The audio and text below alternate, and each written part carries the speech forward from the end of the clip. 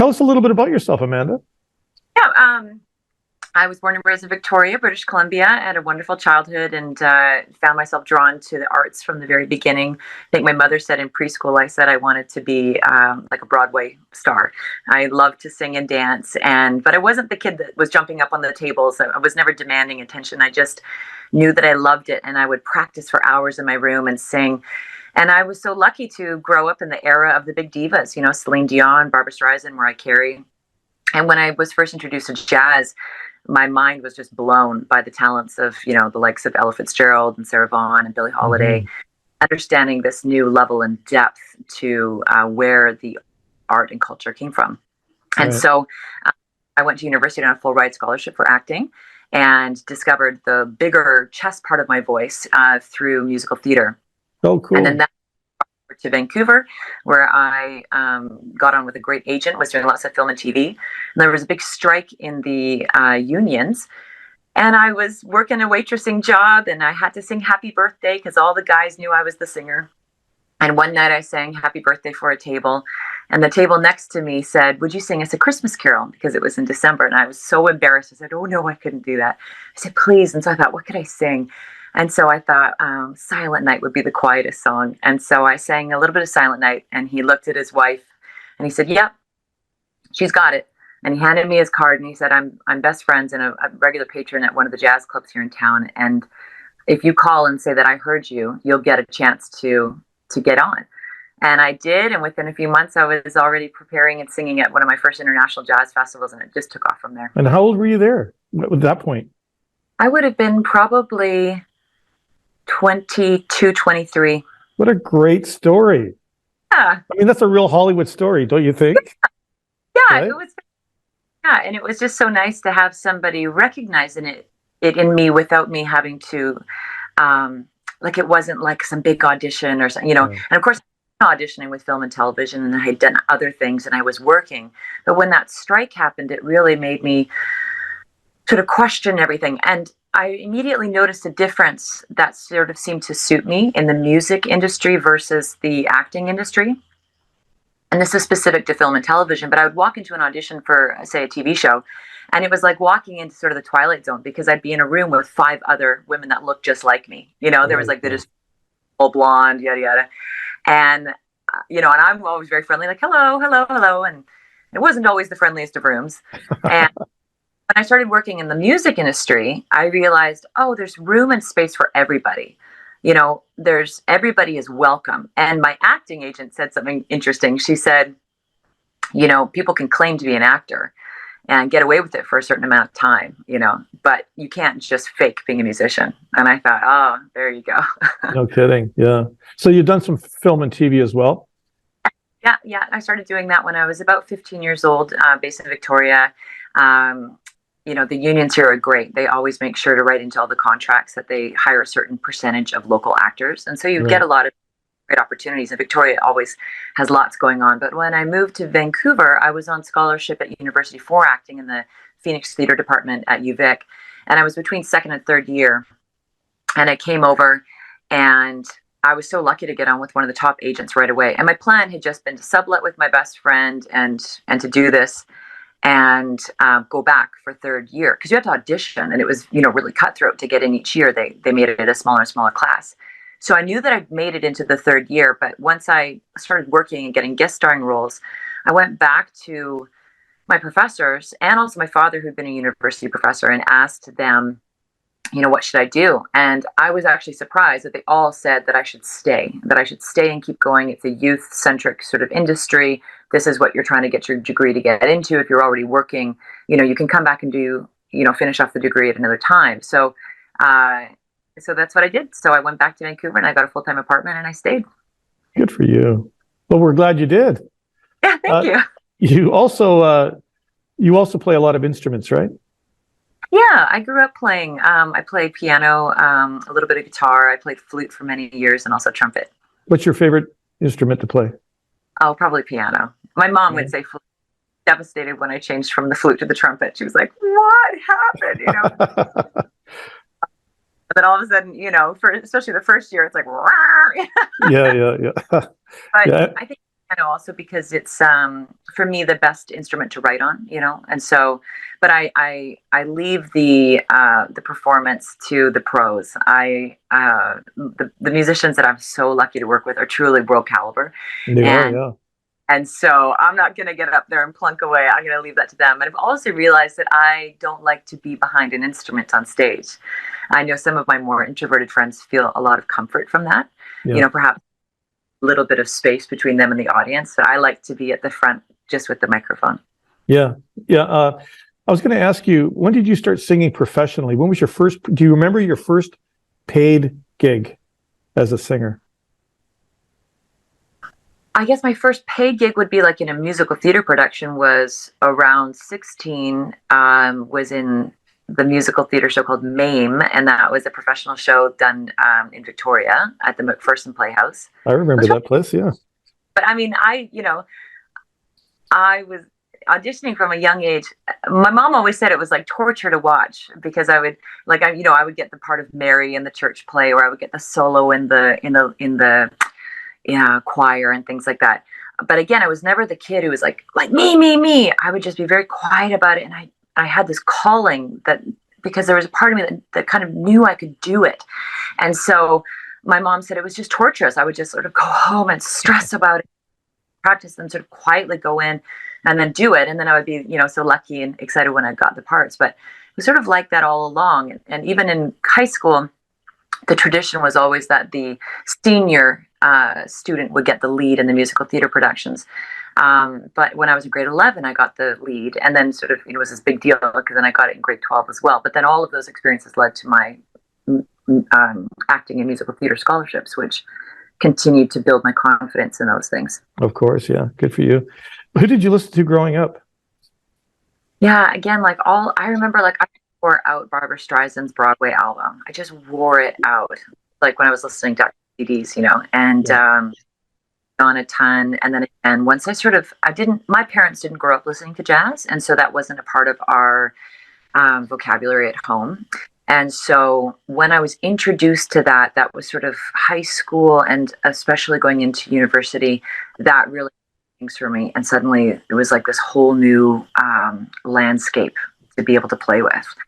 But yeah, I definitely grew up listening to the divas, like lots of Whitney Houston and all of those types, and Mariah Carey and all of that. And then I went through a huge period of time where I listened to mostly British artists, like Clark and Dusty Springfield, all the way up to Annie Lennox. And then when Adele came out, that was a big game changer for me because she partnered so beautifully the old world, or the sort of older style of musical production with live instrumentation, strings, background singers that were an intrinsic part to the song, along with a modern sensibility to the actual vocal arrangements, her way of singing, and also her lyrical content. And so that was big for me, and that later influenced my new symphony show. So yeah, right. It's interesting. And you're like, to me, watching you perform is like old Hollywood glamour. Oh, thank you. The Rita Hayworths and all that, the Ingrid Bergmans and classy lady stuff. Yeah.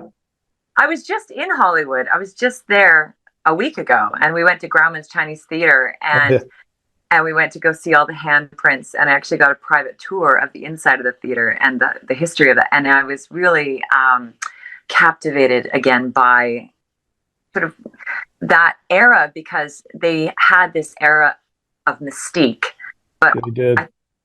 They didn't have social media. People weren't filming them on their off days, getting groceries or whatever, Exactly. An era, so that's very kind of you to say. Yeah. Yeah. And you were in LA and you cut an album there. And I heard that Michael Bublé was in the room across the hall making another album, a Christmas album at the time, or? It was his first Christmas album, which turned out to be one of the biggest, Christmas albums of all time. And also a huge marker in his career. It sort of relaunched everything for him. Not that he was in any way needing any relaunching, but there was it was an interesting time. David Foster helped me to get connected into Capitol Studios, and Michael had given me some career advice about a year earlier, which led to the creation of the album that we ended up doing and finalizing down there. And it was all just very magical, we got to work with Frank Sinatra's mic. And I was going to ask you that. Yeah, the microphone story. sort of like hallowed ground, with the echo chambers, and you literally go down, down, down under Capitol Studios, and they have the famous echo chambers below, which created Crazy. their reverb, and I just remember we were Miles Black, who was my pianist and amazing producer. We were looking around, and they were sort of doing some technical stuff. It was going to be a little bit, and he spotted a piano, and he sort of went over, and I said, "Oh, could we just play with it a little bit?" And they sort of hummed and hawed, and I thought, "Oh, it just looked like an old piano in the corner." Wow. And I said, "Okay," but they said, "Just be careful. That's Nat King Cole's piano." We were like, "Whoa!" What? We went for lunch, and we skipped lunch that day and just played the piano. So it was fantastic. But yeah, seeing Michael at work was really neat. And it also was the first time that I had seen, just the amount of layers and depths of perfection that went into an album of his caliber. No kidding. And one of the days they invited me to come over, and Shania Twain was Skyping in from her home in Europe. And they were like going over some vocal arrangements. They'd already done most of this. It was mostly post-production. And they even like flew in the Papini sisters on one of the tracks just to like redo a few lines. So they flew them in from England. And I was like, "Oh, hi guys." No kidding. It's like a whole nother level, but I felt pretty excited. We would have lunch in the break room together, and it just all was incredibly magical. The whole thing, like we took over. It was like Canadian flag out front. It was really cool. Oh, fantastic. Yeah. You're also a songwriter. Yeah.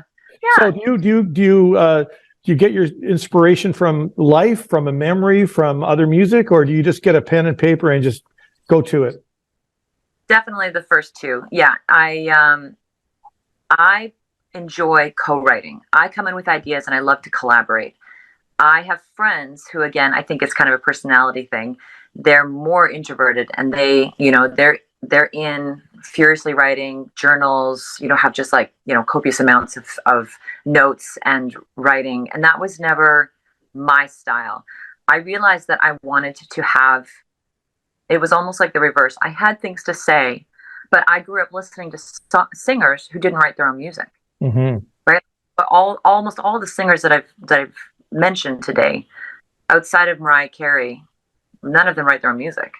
So it was never sort of something was even on my mind. Like I never thought to do that. Whereas my other friends who were truly songwriters, they were writing away because it was coming out of them. Whereas I would spend hours and hours practicing and performing.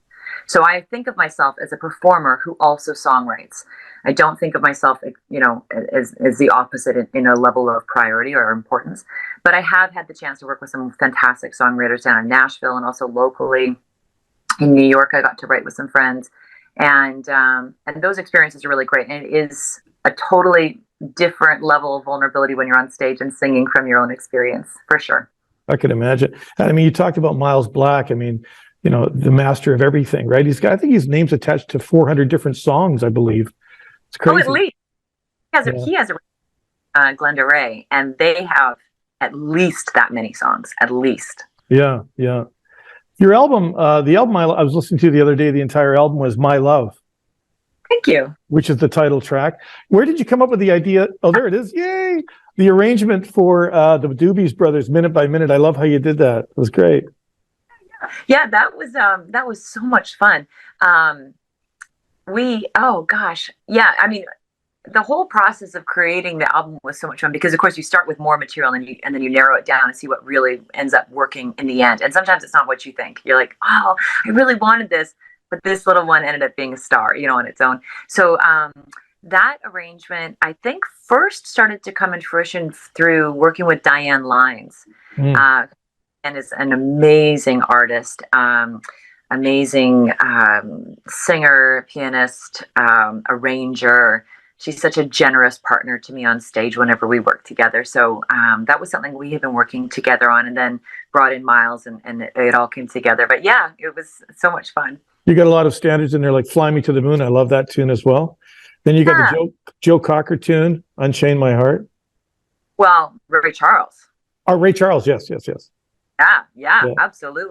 So we sort of thought, well, how could we infuse our own, jazz inspiration into it, and making it swing was was again genius. Again, Diane had a big part of that, and then the whole collaboration kind of came together. But yeah, those moments are special. We wanted to be able to pay tribute to the standards that we love, and then create our own new covers. We were just having a debate about this backstage with some of my musician friends the other day about when you sing pop songs, you refer to them as singing a cover of the song.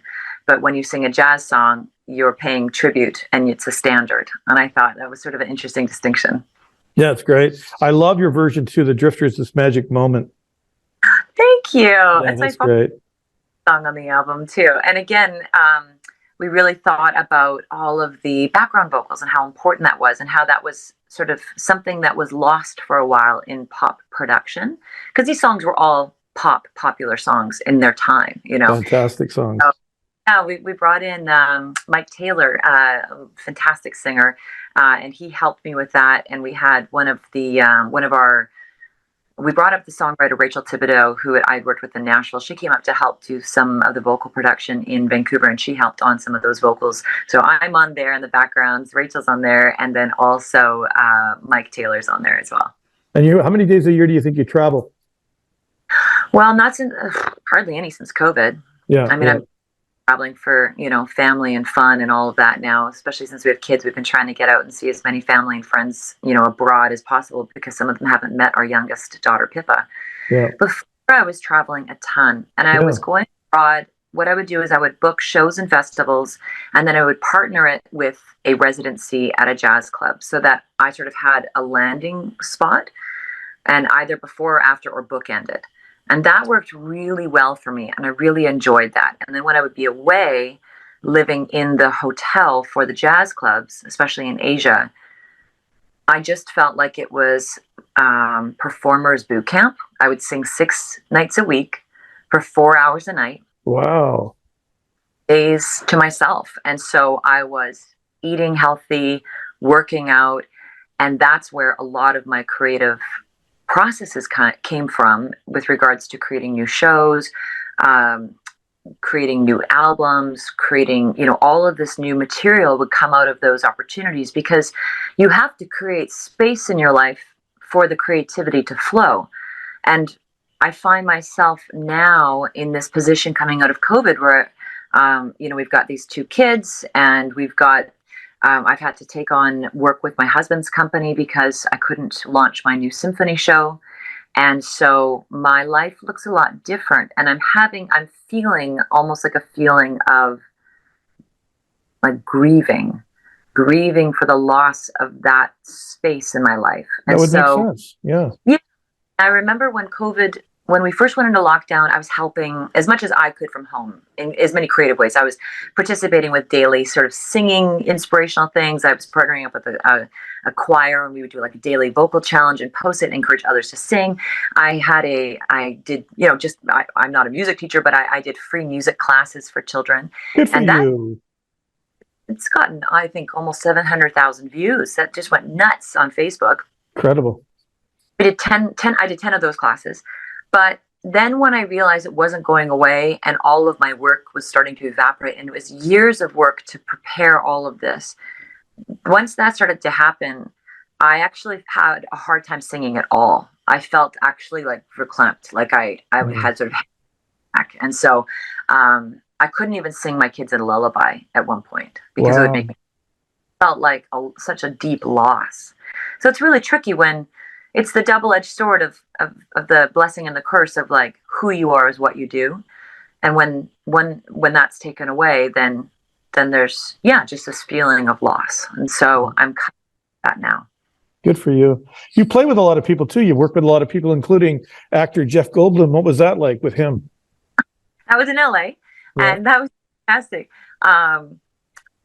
We were just so excited and so honored to get the chance to perform with them. I sang the song "Thought About You," and I was counting it in, and I realized I was out of his sight line. So he just went for it, and I just remember thinking, "Oh God, it's so bad." I took a trip on a train, and I thought about you. That's hilarious. The band was fire, and he really surprised me. I mean, he's such a passionate guy. I mean, he's got these long legs. He's playing and going at the piano. It was really neat. So yeah, that was a ton of fun. Yeah. Yeah. And then you also you played in China. You played everywhere around the world, haven't you? You've traveled a lot. Lots of places to go, but I have had a lot of experiences, and I encourage all younger performers, anybody who's watching this, who this might apply to, or really I shouldn't say that just younger, but anybody, if you get the opportunity or an invitation, say yes. It just leads to more and more, and by just saying yes and opening yourself up to those opportunities, your artistry will grow. It's just so much by simply performing in a different location with different musicians, by seeing the response from an audience who, again, might culturally be different than you. How do you adjust? Mm-hmm. How do what do you learn about yourself through the process? So anytime you can, just say yes. Great advice, Amanda.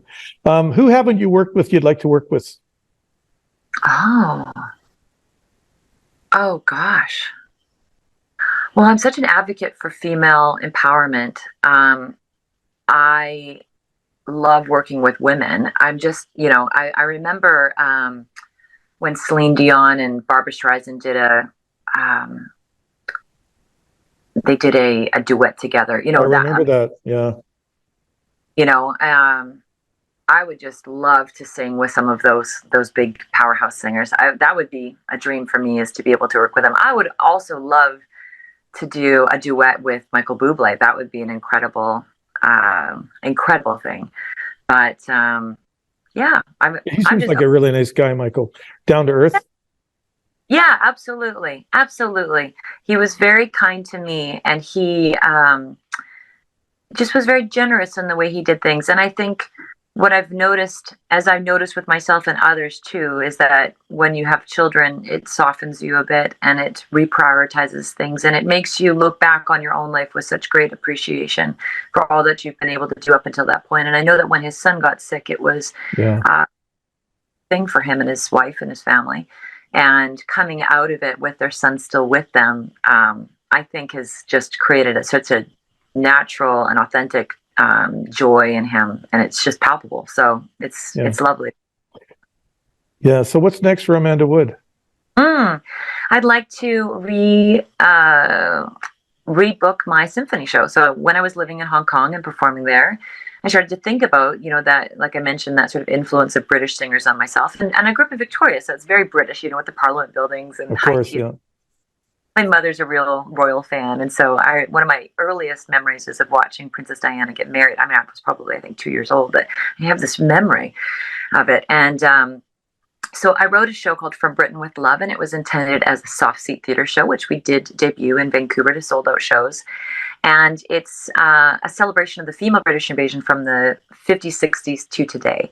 And I edited film that connects in the different segments. It starts off in black and white mod London, and then we go all the way up present day with artists like Amy Winehouse and Jessie J and of course Adele. So we do a special James Bond tribute, and the only song that isn't a female song is Elton John's Candle in the Wind, and we do a special tribute to Princess Diana. And it's sort of, I come out in a black dress, and we there's an original song by Roy Tan that we played at the end of it, and we watch a bit of the funeral procession, which was so moving. So when I debuted those shows, at the time I had been on the board with the Young Patron Circle of the Vancouver Opera, and some of the people from there and the higher-ups of the VSO had come to the show because Miles was in it as well.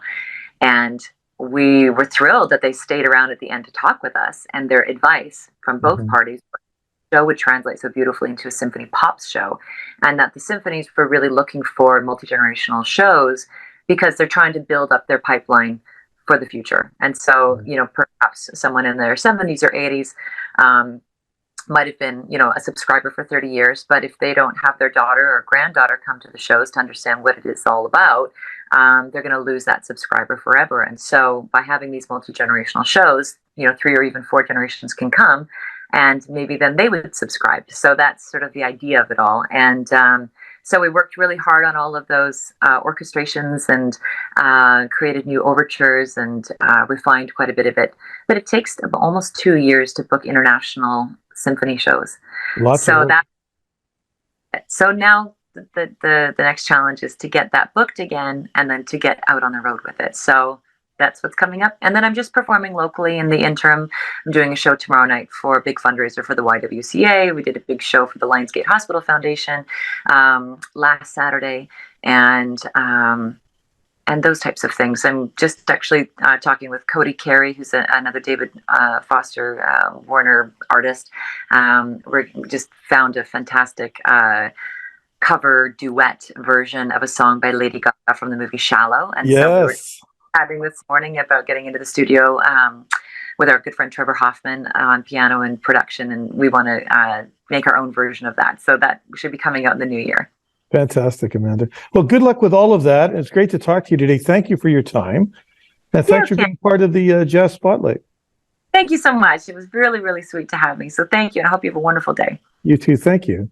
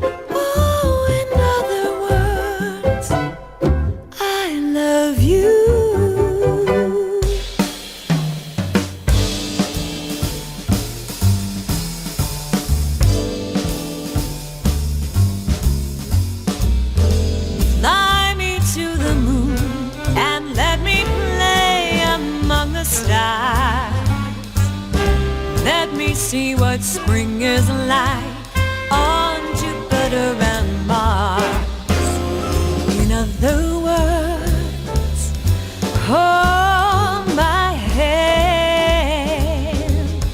In other words, darling, kiss me. Fill my heart with song and let me sing forevermore. All I long for, all I worship and adore. In other words, please be true. Now, in other words, I love you. Oh.